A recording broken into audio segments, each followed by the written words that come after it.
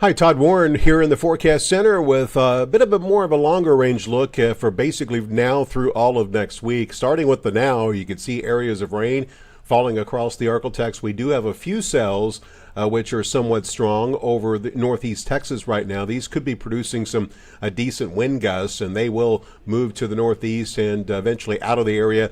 Severe weather looking somewhat doubtful at this point. We do not have anything as far as watches or warnings to speak of now.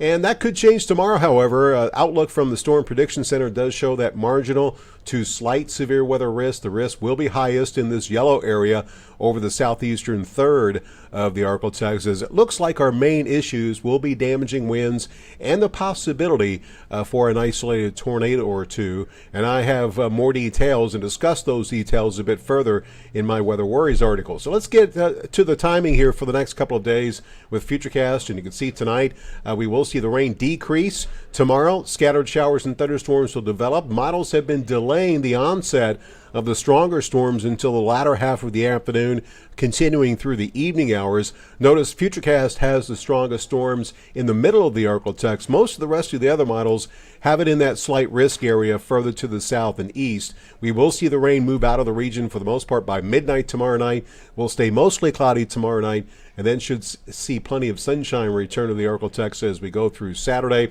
And that northwesterly wind is going to be bringing in some much colder air as temperatures this weekend will settle into the 50s for highs.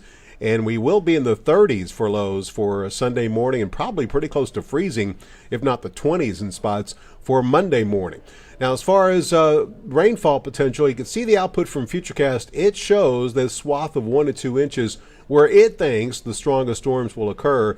Again, keep in mind this heavy rain could occur further to the south and east. So somewhere here across the southeastern half of the area, we will see some decent rain of 1 to 2 inches. Meantime, longer range, we're going to settle into chilly here as we move past the passage of this frontal system.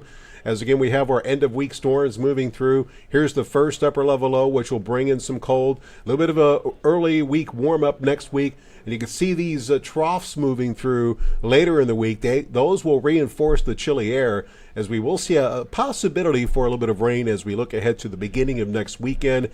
It is going to be somewhat chilly, so we will have to watch for the small possibility of maybe some winter precipitation next Friday night.